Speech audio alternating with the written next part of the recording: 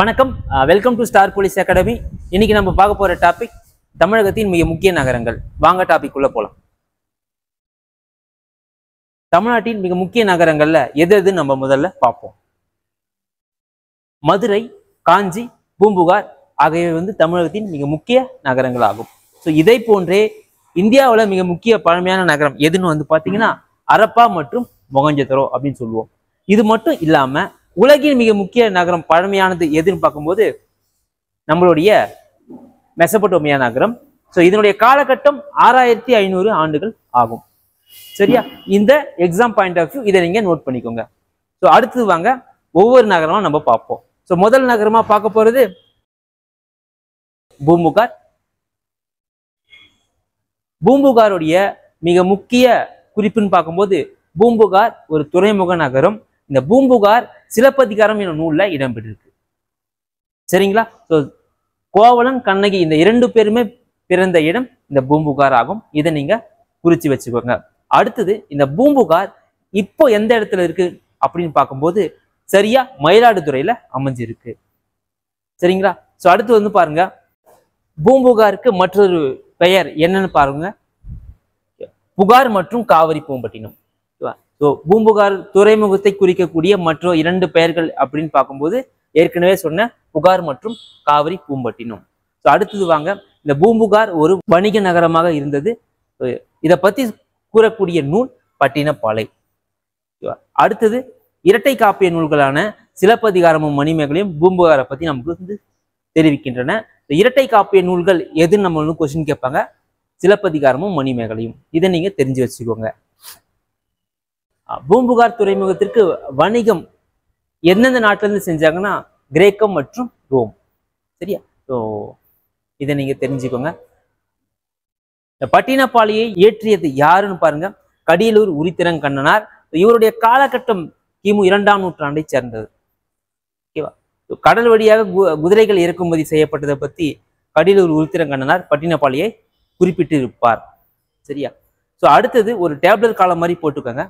ஓகேவா? ஸோ இந்த பூம்புகார் நகரில் ஓகேவா கருமிளகு, தங்கம், ஓகேவா மற்ற பொருட்கள் எல்லாம் எப்படி வந்தது, எதன் வழியா வந்ததுன்னு கேட்பாங்க. ஸோ அந்த வகையில தரை வழியாக எது வந்ததுன்னு பார்த்தீங்கன்னா கருமிளகு, வடமலையிலிருந்து தங்கம், மேற்கு தொடர்ச்சி மலையில் சந்தனம், தென்கடல் பகுதியில் முத்து, கிழக்கு பகுதியில் பவளம். சரியா? ஈழத்திலிருந்து உணவுப் பொருள். இவை எல்லாமே நீங்க ஒரு பக்கம் இந்த இடங்கள், மற்றொரு பக்கம் பொருட்களை போட்டு டேப்லெட் காலம் மாதிரி பொருத்துகளை கேட்கக்கூடிய வாய்ப்பு இருக்கு. நீங்க பண்ணிக்கோங்க. அடுத்தது பார்க்கலாம். அடுத்த நகரம் மதுரை. சரியா? மதுரைக்கு மற்றொரு பெயர் தூங்கா நகரம் சொல்லுவோம். இதனுடைய சிறப்புகளை நம்ம பார்க்கலாம். வாங்க. இந்தியாவில் உள்ள மிக முக்கிய பழமையான நகரம் மதுரை. அது உங்களுக்கு ஏற்கனவே தெரிஞ்சிருக்கும். மிக முக்கியமான பாயிண்ட், சங்கம் வளர்த்த நகரம் மதுரை நம்ம சொல்லுவோம். ஓகேவா? ஸோ பண்டை காலத்தில் இருந்த பாண்டியர்கள், சோழர்கள், களப்பிரர்கள் இவை எல்லாமே பார்த்தீங்கன்னா மதுரையை ஆட்சி பண்ணியிருப்பாங்க. ஓகேவா? குறிப்பிட்டு சொல்ல போனா பிற்கால சோழர்களை தோற்றுவித்த விஜயாலய சோழன். சரியா? பிற்கால பாண்டியர்கள், ஓகேவா அவர்களை தொடர்ந்து நாயக்கர்கள் இவைகள் எல்லாமே மதுரையில தான் ஆட்சி பண்ணி இருப்பாங்க. இதை நீங்க ஒரு பக்கம் பார்த்துக்கணும். ஸோ அடுத்ததான் நம்ம பார்க்கலாம் வாங்க.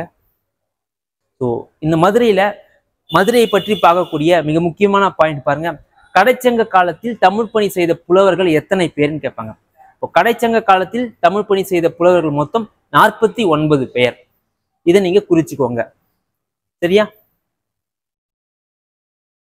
ஓகேவா? அடுத்தது இந்த மதுரைக்கு பண்டைய இஸ்ரேல் அரசர் சாலமோன் முத்துக்களை உவரி எனும் இடத்திலிருந்து இறக்குமதி செய்தார். சரியா? அப்போ இந்த உவரி எங்க இருக்குன்னு பாருங்க. ஓகேவா? பாண்டியர் துறைமுகமான கொற்கைக்கு அருகில் உவரி உள்ளது.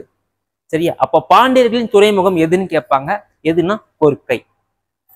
சரியா? சோ அடுத்தது பாருங்க, ரோமானிய நாணயங்கள். ஓகேவா? இந்த ரோமானிய நாணயங்கள் தயாரிக்கும் தொழிற்சாலை எங்க இருக்குன்னா மதுரையில இருக்கு. ஏற்கனவே நம்ம பார்த்தோம், நாணயங்களை பற்றி படிப்பதற்கு நுமிஸ்மேட்டிக்ஸ் சொல்லிட்டு பார்த்தோம். அதை நீங்க நோட் பண்ணி வச்சுக்கோங்க.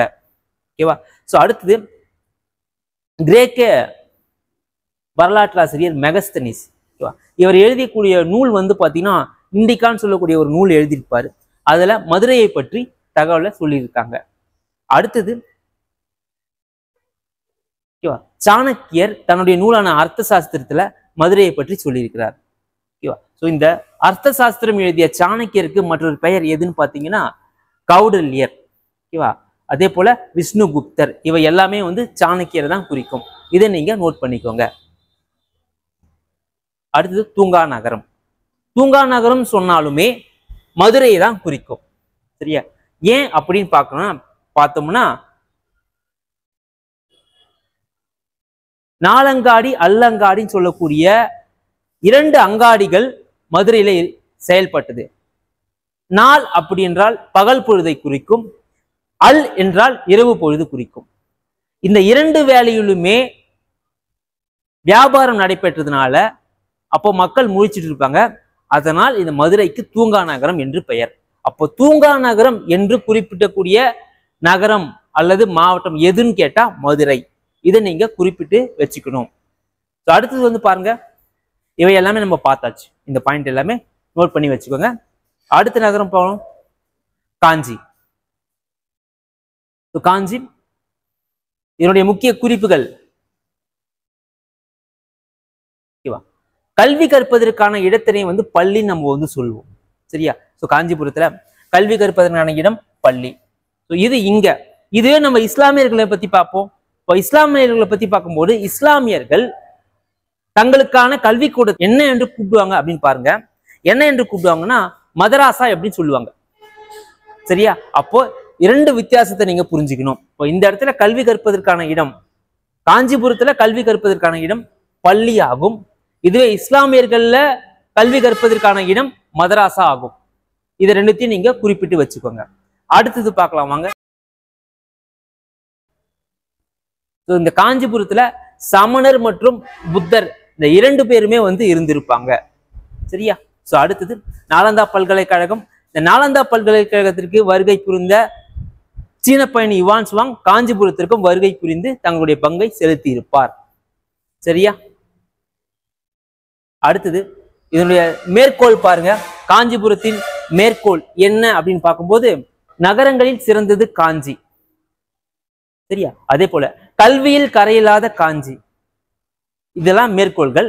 இப்போ நகரங்களில் சிறந்தது காஞ்சி என காளிதாசர் குறிப்பிடுகிறார். ஓகேவா?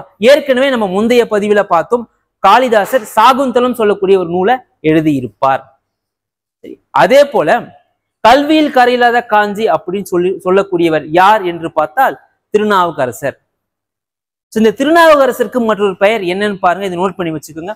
வாகீசர், அப்பர், தர்மசேனர், இவை 3மே யாரை குறிக்கும் என்றால் திருநாவுக்கரசரை தான் குறிக்கும்.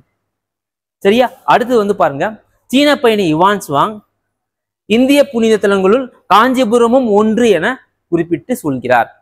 இதை நீங்க நோட் பண்ணிக்கணும். ஓகேவா? காஞ்சிபுரத்துல மிக முக்கிய அறிஞர்களான தர்மபாலர், ஜோதிபாலர், போதி தர்மர், இவர்கள் எல்லாமே வந்து பாத்தீங்கன்னா காஞ்சிபுரத்துல வாழ்ந்திருப்பாங்க. சரியா? இங்க பாருங்க, காஞ்சி கோயில்களின் நகரம் என அழைக்கப்படுவது. இந்த இடத்துல நீங்க நோட் பண்ணி பார்த்துக்கணும். காஞ்சிபுரத்துல எண்ணில் அடங்கா அதிக அளவில் கோயில்கள் இருப்பதனால கோயில்களின் நகரம் என அழைக்கப்படுகிறது. வெறும் கோவில் நகரம் மட்டும் அழைத்தால் அது மதுரையை குறிக்கும். இது 2த்திற்கான வித்தியாசத்தை நீங்க புரிஞ்சு குறிப்பெடுத்து வச்சுக்கணும். ஓகேவா? அடுத்து வந்து பாருங்க, காஞ்சிபுரத்தை ஏரிகள் மாவட்டம் அப்படின்னு சொல்லுவாங்க. சரியா? நூற்றுக்கணக்கான ஏரிகள் காஞ்சிபுரத்தை சுற்றி இருப்பதனால காஞ்சிபுரம் மாவட்டத்தை ஏரிகள் மாவட்டம் என கூறுவார்கள். இதையும் நீங்க குறிப்பிட்டு சொல்லணும். சரியா?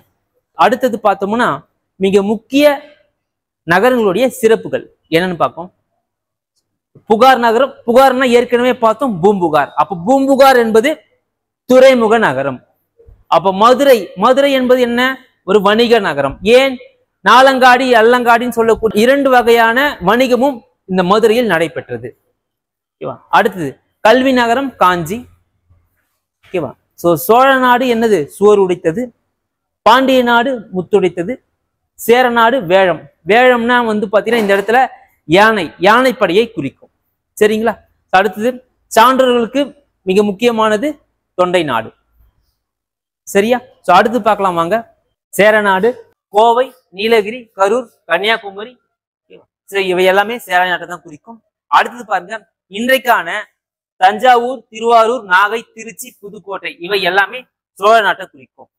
திருச்சிக்கு மற்றொரு பெயர் என்னன்னா உறையூர் நம்ம சொல்லுவோம். இதை நீங்க நோட் பண்ணிக்கோங்க. அடுத்தது பாருங்க, பாண்டிய நாடு. மதுரை, ராமநாதபுரம், சிவகங்கை, தூத்துக்குடி, திருநெல்வேலி போன்ற இன்றைய பகுதிகள் பாண்டிய நாட்டை குறிச்சுது. ஸோ அடுத்தது பாருங்க, காஞ்சிபுரம், திருவள்ளூர், தருமபுரி, திருவண்ணாமலை, வேலூர், விழுப்புரம் இவை எல்லாமே தொண்டை நாட்டை குறிக்கும். இப்போ தருமபுரியும் விழுப்புரமும் தொண்டை நாட்டில் தான் வரும். சரிங்களா? இதை மட்டும் நீங்க ஒரு கிளான்ஸ் நீங்க பார்த்துக்கோங்க, குறிப்பெடுத்து. நன்றி, வணக்கம். அடுத்த வகுப்புல பார்க்கலாம்.